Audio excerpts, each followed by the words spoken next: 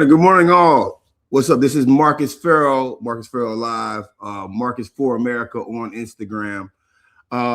This is one of my first lives on Instagram. It is what it is. Today we're going to talk about something real basic because we got to get it in.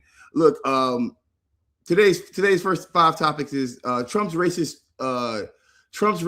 Truth Social post and targeting the Obamas last night. It's a very interesting thing. And if you see me going back and forth, that's because I'm using 2 different platforms for one thing. The next thing is Trump's long documented pattern of racial dehumanization. Fulton County black voters and why this obsession is Fulton County, Georgia. That's Atlanta, Georgia, and his obsession with our county's voters. And by the way, I live in Fulton County, and he sent FBI over to our county to count votes. But we're going to get into all this and why it all ties together. ICE is going to be used as the modern day voter suppression tool, and we warned you about it. It is what it is. ICE is about to be Doc Johnson. What's up, man? ICE is going to be used as the modern day voter suppression tactic, and I have a specific history for this stuff right here. And also, I am going to address. And this is especially for my folks on TikTok. I am going to address why I use AI today. I'm going to address why I use AI in some of my content creation.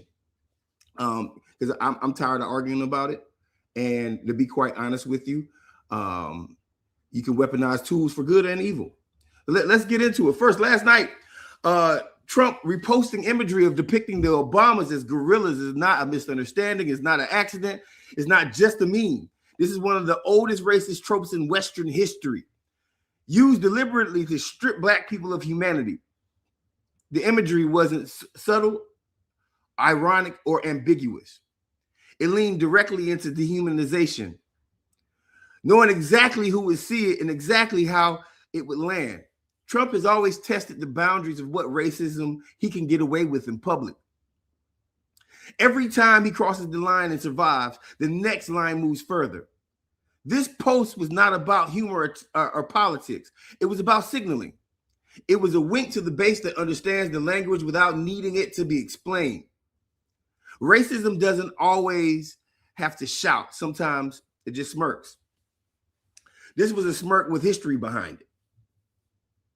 What matters just as much is what didn't happen afterwards. There was no immediate removal, no apology, no acknowledgement of harm. The response was deflection, denial, minimizing, which is the standard playbook. The White House basically just said it was drama. Y'all, you guys are overdoing it. Their silence is the permission structure that keeps this behavior alive. When powerful institutions treat overt racism as discourse, it normalizes it. The goal is exhaustion, not persuasion. Trump doesn't need everyone to agree. He just needs people to stop reacting. That's how the floor drops. This wasn't a one-off scandal. It was a temperature check, and the temperature keep rising. Look, we got to keep it real. I am absolutely sick of anyone saying what isn't blatantly obvious in our face at this point in America, and that is Trump is a racist. Our president is a whole fascist. I've made multiple videos about how Black folks in America have warned that Trump was a blatant racist. But America could have did his research itself. America could have went out of its way and did the exact research itself when it comes down to Trump. And here's what I mean by that.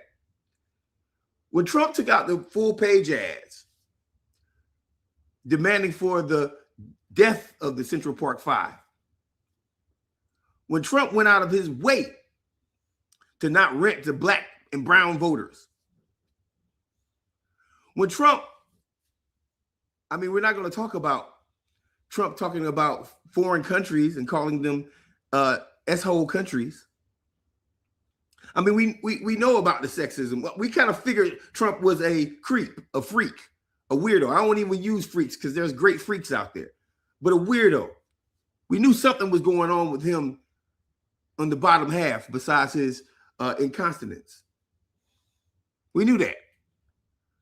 But what it seems like white America really didn't understand was that he was racist. No matter how many times black and brown people have said, hey, yo, this guy is a racist. But here's the thing. It's not that they didn't understand. It's that some of our white brothers and sisters, they were okay with it. They were fine with it. And that's my problem. My problem is when a brown person, a Native American person, a black person in this country actually sends out the smoke signals about what's going on in the communities, the lack of empathy on the back end when it comes down to just being willing to listen has always been terrible, always been personal. And Trump has rode the wave of modern racism all the way into fascism. That's the cute part. The cute part is the Trump administration Trump and his allies have been riding the wave of blatant racism right in front of your face.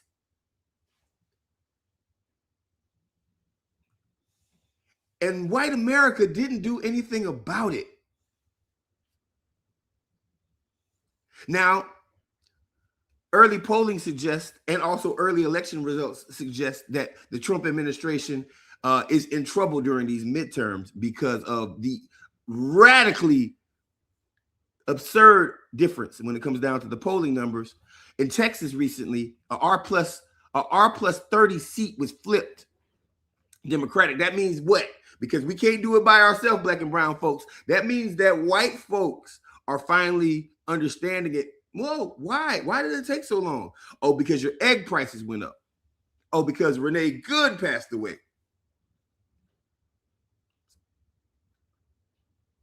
Alex Preddy, around your camera. It was shocking for some of these white Americans to actually see. It was shocking. When Tim Scott, the U.S. Senator out of South Carolina, says something against Trump publicly, you know the dam has broken. Tim Scott called it egregiously racist in public. Tim Scott, the black U.S. Senator from South Carolina, who has notoriously been a bootlicker for Donald Trump and his administration, actually came out of his mouth and said something against Daddy today. That's when we know it's a problem. We're going to get into something else real quick. Clip that. Trump's long pattern of racial dehumanization. This incident perfectly fits into a pattern that spans decades. From housing discrimination cases to birtherism to shithole countries, the thought line is consistent. Trump politics are built on racial hierarchy dressed up as grievance. He's always framed black success as illegitimate and a black protest as criminal. When black people were visible, he treats it as a threat. When black people spoke, he treated it as noise. When black people vote, he treated it as fraud. This is an ideology. This is instinct. Racism is not a subtle side effect of his politics. It's the engine. The strategy is simple and brutally effective. Dehumanize first, justify punishment later. Once people are reduced to caricatures, cruelty feels responsible. That's how family separation becomes policy and voter suppression becomes security. Trump didn't invent this formula, but he modernized it. Social media gave him a megaphone that's plausible deniability at the same time. He can't always say, I didn't mean that in that way, while knowing exactly how it will be received. The duality of that is not confusion, it's design. And history shows us exactly where that road leads. The racism of Trump is not lost on me, ironically. And what I mean by that is he has consistently, well, first, his ego is huge. We know that. But if you know anything about narcissists in America, you know anything about narcissists, you know that they have a very big, robust ego, but they're really small and fractured on the inside. And he is showing us that in real time. But before I get to the next topic, I want to say thanks, everybody, for joining me this morning. Welcome to Marcus Ferrell Live. This is Marcus for America on Instagram and Marcus Ferrell Live on YouTube, TikTok, and all those other places that you guys watch me. Good morning to all my folks on YouTube.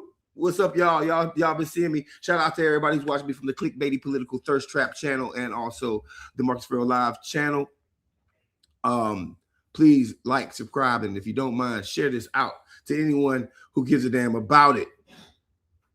These Trump tactics, if you know what narcissism is in America right now, if you know what narcissism is, you know that narcissists do anything to protect their fragile egos. This is not going to be my therapy channel, even though I do have one, the narcop@gmail.com. I mean, the narcop. But this is not my narcissistic abuse channel. What I am going to get into this morning, which is very obvious to me, which I need everybody to completely understand, is that he uses these racial tactics to try to subvert constitutional systems in America and do it under the auspice of the dog whistling racism. If you notice, he's been to only black counties. He sent the FBI to only black counties to go and count the votes. Like here, right here where I'm at right now, in Fulton County, Georgia. He sent the FBI last week to go and recount the votes and take the votes from his 2020 election. Now, why did he do this? I need you guys to understand something. Why did he go to Fulton County? Now, let's use common sense real quick. This is the home of Outkast. This is the home of almost every trap rapper. The county that I'm talking about, the county that I live in right now. This was the area that Martin Luther King walked on a daily basis. Fulton County, Georgia is not just Atlanta. It's the Tri-Cities, where 2 Chainz comes from. Fulton County, Georgia is one of the blackest areas in America across the board. Why do you think Donald Trump thought that these areas were the areas that somehow cheated him out of a vote? When he called then, and I'm going to walk you through this real quick. I used to be the chief of staff of one of America's largest voting registration organizations, New Georgia Project, in the year where then Secretary of State, now Governor Brian Kemp, a Republican, in a year where he purged 200,000 black and brown voters off the voting roll. Use that as context. I want y'all to use that as context. When he purged these people off the voting roll, my organization, New Georgia Project at the time, went the same year and registered 400,000 people to counteract his 200,000 people. Now, I want you to use that as context. So when the 2020 election came around, and Trump called then Secretary of State Brad Raffensperger and says to Brad Raffensperger, could you find me X amount of votes? Brad was like, no, I can't do that. Now, this is a Republican Secretary of State. And guess who was the governor? Brian Kemp. Now, I wanted to put this together for y'all. You mean to tell me the same man who purged 200,000 black and brown voters from the voting roll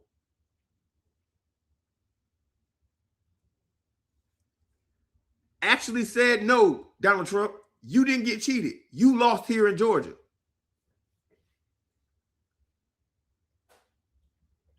That should show you. If another Republican tells you, hey, dog, chill out. You didn't win this one. Take this L. It's okay. One that already purged voters? You know Trump has a problem. So he came to the Blackest county in America. He came to the Blackest county in America last week, and he's trying to find votes. But why is he doing it? Why is he doing it right now? Why in the home of outcasts? Why in the home of the Falcons, the Hawks? Trap music. The beginning of the Southern Revolution of hip hop. The home of Martin Luther King, Ralph Abernathy. There's the place where Tyler Perry Studios is located as we speak right now. Why would all these black folks that run the American Black Wakanda be voting for Donald Trump at high numbers? It should be common sense. This is a black place. You're not going to win black places, Donald Trump. You're not. You're just not going to be able to get the votes that you need. But right now, he is somewhere in some room re-scribbling votes to prove that there was voter fraud. He's addicted to that because he believes that he cannot lose. And he also believes that everybody loves him. Even though in a black county, he's willing to post Michelle and Barack Obama as gorillas. You got to miss me with that, family. You got to miss me with that. Fulton County, Georgia is one of the blackest counties in America. It's anchored by Atlanta, a global black cultural and economic hub. This place with generations of black civic participation, institutions, churches, universities, and organizers. The idea that mass voter fraud occurred here is not just false, it's absurd. They counted the vote 6 times. What Trump is really saying is that too many black people voted. He cannot imagine a scenario where black turnout equals legitimacy. In his worldview, black political power is automatically suspicious. That's the tell. Fulton County didn't just become a target of irregularities. It became a target because it worked. High turnout, organized voters. I know, I'm an organizer here. And strong civic infrastructure threatened the minority rule. So the response to is the criminalization process. You can't win the vote, you attack the voters. When you can't attack them directly, you invent conspiracies. This is not about how Georgia alone. It's a template meant to be exploited anywhere black voters show strength. The message is simple. Participation will be punished. And that message is being delivered loud and clear. Y'all thought it was about the immigrants. Now, don't get me wrong. What ICE is doing is wrong. But in my humble opinion, Trump's #1 target has been, will be, and will always be black Americans. You know why? Donald Trump has the craziest obsession with Barack Hussein Obama in the history of mankind. He can't get off that man's nuts. Let's just go ahead and say it how it is. Donald Trump cannot get off. He knows that a black person with his beautiful black wife would beat him. He can't stand the thought of Obamacare. He can't stand the thought of black excellence anywhere. ICE is a practice run. What ICE is doing right now in the practice run. We have not even seen their biggest hit yet. Y'all think ICE is about immigration enforcement? No. ICE is about making Donald Trump's own personal army. Because he knows that the Congress is not going to allow him to do too much with the American army. So what are they going? What's the big tell? What are they going to do? What are they going to do? ICE is about to be the modern voter suppression. In America, we've seen this before. See, in the 1960s and 50s and 40s and 30s, when black folks started getting voting rights here in America, and yes, black men did get the right to vote before black women. I mean, before black women and white women. That's neither here nor there. When we started voting, sheriffs in different cities would do things like put police cars or sheriff's vehicles in front of voting locations. They would actually deny people access to the courthouse to go register to vote. Most importantly, in this situation, they would hang and lynch black families that decided to vote. This wasn't 17,000 years ago. This was in the 1960s. This was in the 1970s. My mom was alive. I was alive. Hell, some of you were alive. So if you think about what ICE is about to do, I'll explain it. I'm going to connect the dots to ICE. Historically, voter suppression has always used fear as its primary weapon. In the 1950s and 60s, it was police, sheriffs, mobs, and physically surrounding polling places. The goal wasn't arrest, it was intimidation. By making voting feel dangerous, unpredictable, and risky. Today's version doesn't need hoods or clubs. It needs uniforms, ambiguity, and selective enforcement. The immigration enforcement near communities of color serves the same psychological purpose. Fear doesn't have to be illogical, but it has to be effective. The rumor is that ICE may be used as a voter suppression tactic isn't shocking, it's familiar. We've seen this movie before with updated special effects. You don't need to stop everyone. You just need to stop enough people. Hence them being in these black communities right now. The chilling effect does the rest of the work. Families tell each other to stay home. Elders decide it's not worth the stress. First-time voters get scared off permanently. That's how democracy erodes quietly. Not with one dramatic effect, but with 1,000 small fears stacked all the way together. Trump is about to use ICE to stop your ass from voting. But what Trump doesn't realize is that he done pissed off the white people, and there's not enough ICE agents. Historically, there's certain areas of the country that guarantee the left votes. Fulton County is one of them. Chicago, Illinois, and Cook County is another one. These super blue cities that stop fascism and has stopped fascism for years are the places that he's about to send these ICE agents.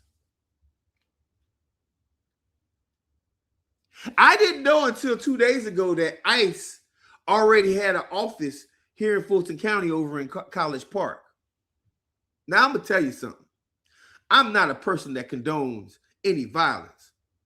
But let me tell you about the YNs, the young Negroes in Georgia, in Atlanta. We ain't having it. We got to weaponize what the ICE is doing right now. Just because I did say something about not going, why black folks aren't going out to protest the ICE violence in massive numbers, does not mean that we don't civically engage. We're not staying home on that level.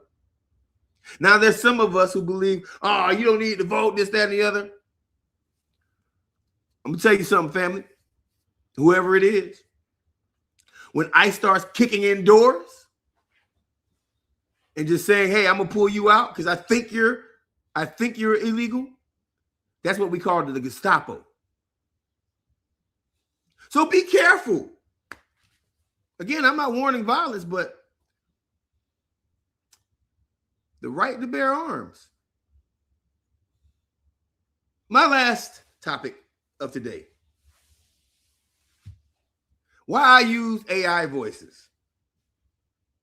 Why I use AI voices. Yeah, that's right. I use AI voices.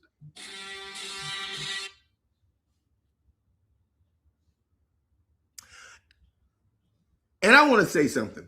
I've been making content socially for about on social issues for about, I don't know, 7 years now, 8 years now. And what I noticed about America is that when a black voice says it, it gets ignored. I think y'all know that. I do think y'all know that. I think y'all know that when black voices get speak, we get ignored.